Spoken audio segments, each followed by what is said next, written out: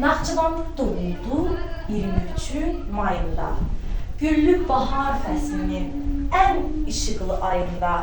Anası İzzət xanım, atası Əli Rıza. Şükürlər oxudular Tanrıya, ilahiyə, bu bahara, bu yaza. Ata, ana ad qoyub, adına Heydər dedi. Bu həyatın barını dərdikcə Heydər dedi.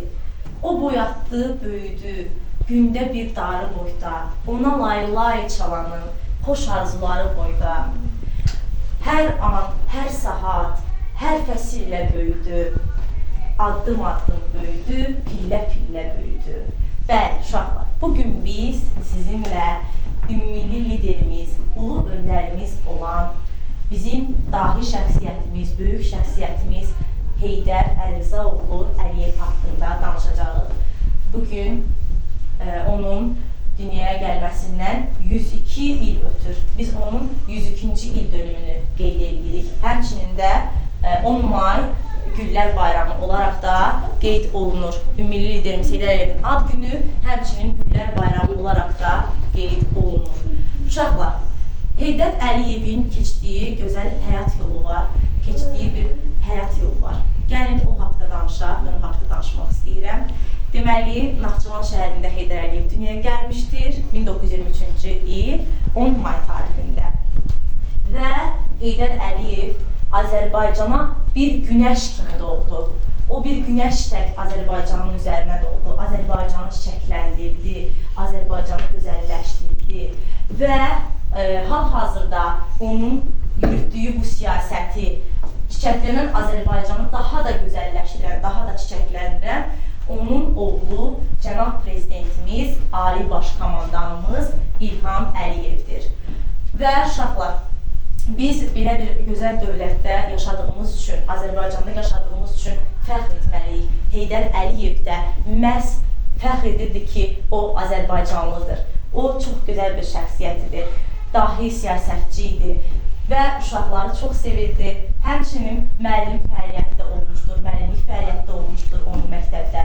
Və onun gözəl bir sözü var, onun gözəl sözləri çoxdur. Bu sözünün xüsusilə müəllimliyə aid olduğuna görə daha da çox sevirəm.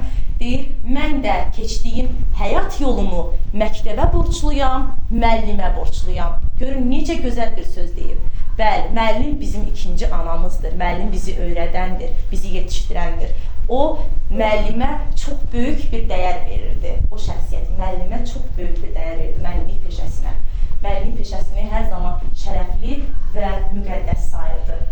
Uşaqlar, biz bu haqda danışdıq, Heydər Əliyev haqqında danışdıq və deyəcək video çarxlarımızı və həmçinin onun mahnısı var, mahnısını dinləyəcəyik. Gəlin, baxaq, mahnısını dinləyək, qısa video çarxlarımızı da izləyək.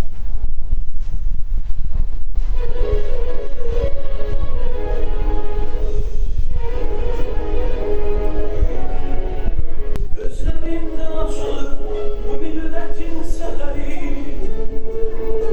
Senin adınla bağlı bu halkın her zaferi.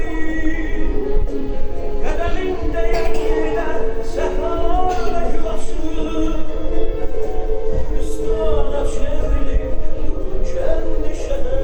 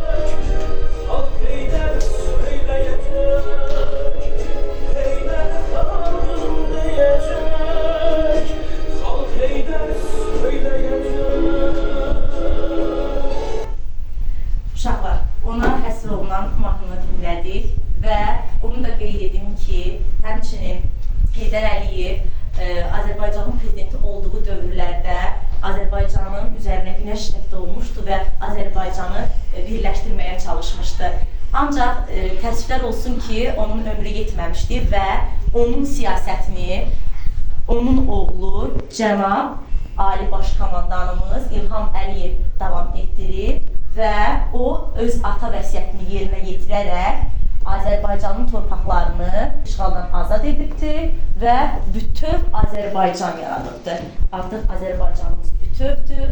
Yaşasın Azərbaycan, yaşasın Ali Baş Komandan və onun rəşadətli ordusu. Allah şəhidlərimizə rəhmət eləsin, qazilərimizə də can sağlığı versin.